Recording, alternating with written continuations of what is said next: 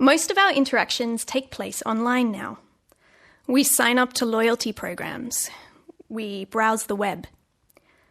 We pay our bills electronically. We research our symptoms online. We buy smart fridges. We buy smart televisions.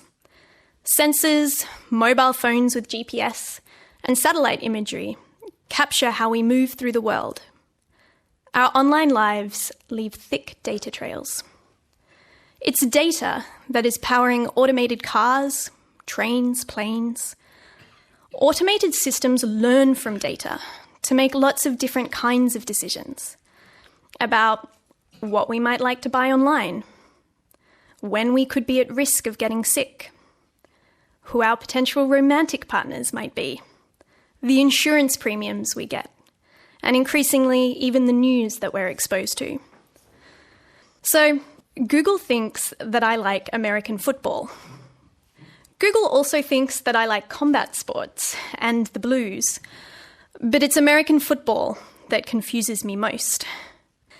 Google has correctly guessed that I like pop music, sci-fi, and although I'm ashamed to admit it, celebrity gossip. But have I been sleep searching American football? See, Google's algorithm has assembled a figure representing me, a kind of data shadow, based on the data it has access to about me. And of course, Google doesn't know everything, but it's had a go at figuring me out. So maybe Google thinks that I like American football because I genuinely do like the television series Friday Night Lights, which is a fictional drama series set in a small town in Texas that revolves around American football. And I can see from the data how much I've been watching and reading articles about it. So maybe Google's algorithm can't tell the difference between liking a show about American football and the real thing. Who gets held accountable when a machine gets it wrong? The social media chatbot that quickly becomes horrifically sexist and racist. Updates to Google photos that accidentally see black people identified as gorillas. The camera that recognises images of Asian faces as people blinking. The problem here is poor data being used to train a robot about what a face looks like. Facial recognition software learns faces from enormous datasets of images of faces. And so, if the images in what is called your training data aren't diverse, then the software can't learn to recognise diverse faces. In 2016, the first international beauty contest, judged by artificial intelligence, which promoted itself as analysing objective features, like facial symmetry and wrinkles, identified nearly all white winners. In the United States, sentencing algorithms are being developed to predict the likelihood of people who have been convicted of crimes reoffending, and based on the results of that algorithm, to adjust their sentence. One of these algorithms was found to falsely flag black defendants as future criminals at twice the rate of non-black defendants. And it's not just race either. Researchers have discovered that women are significantly less likely than men to be shown advertisements online for high-paying jobs. Training artificial intelligence on historic data, even data that is current today, can freeze our society in its current setting, or even turn it back. If women aren't shown advertisements for high-paying jobs, then it will be harder as we automate more advertising online to actually apply for high-paying jobs. There'll be less women in high-paying jobs. Robots that struggle to read emotions on non-white faces will only reinforce the experiences of otherness, of invisibility, that can already be felt by racial minorities in Western societies. The creeping quiet bias in data and artificial intelligence can be hard to pin down. And with increasing automation, the system itself becomes invisible. I don't know if the reason I'm not being shown high-paying jobs is because I'm a woman. I can't see what I'm not being shown. In the United States, a lawsuit has been underway for 2 years about cuts that were made to Medicaid assistance for people with intellectual and developmental disabilities.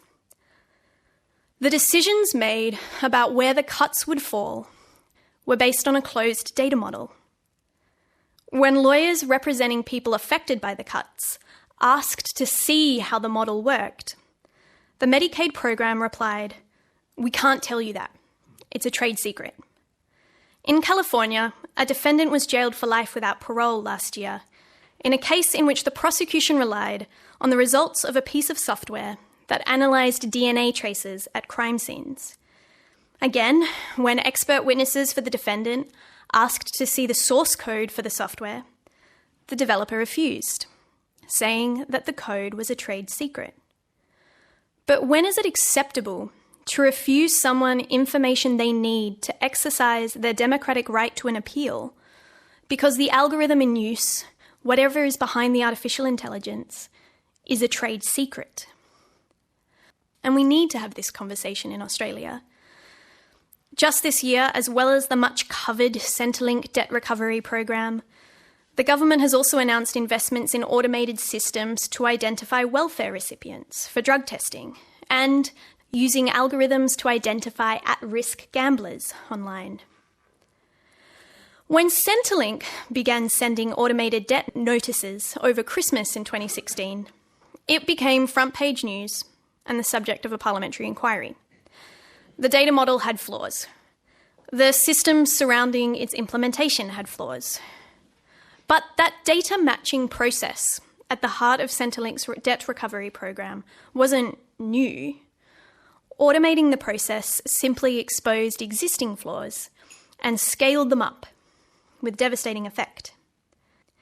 And if you're someone on the receiving end of an automated decision, not having access to data to challenge it with immediately puts you in a less powerful position.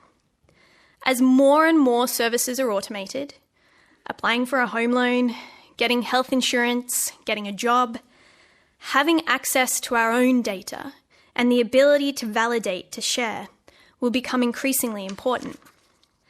And there's a clear trend emerging in the machines being built for tomorrow. Automation is disproportionately affecting already vulnerable and marginalised people. We're at risk of entrenching, of making permanent, some existing structural inequalities. When we talk about a dystopian future in which man is slave to machines, we tend to have these images of beings that are super intelligent, super strong, who live forever. I'm more worried about stubborn, short-sighted artificial intelligence who can't distinguish me from my data shadow, who will not listen, who can't be argued with and can't be changed, who sometimes can't even be seen. The control we retain as humans to appeal, to challenge, to choose will determine the power structures in this new age of machines.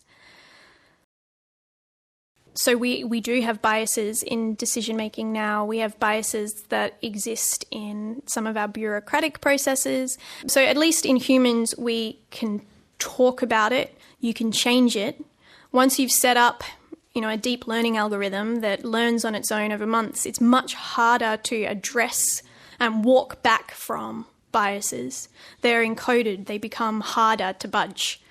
So, when I talked about only getting advertisements for certain kinds of jobs online, we know we have biases in terms of how women, the kinds of jobs we think they can do, recruitment biases, but when we move into a fully automated future in which you can't even see if there is a bias, I still think I would prefer to battle with the human bias than with the artificial intelligence.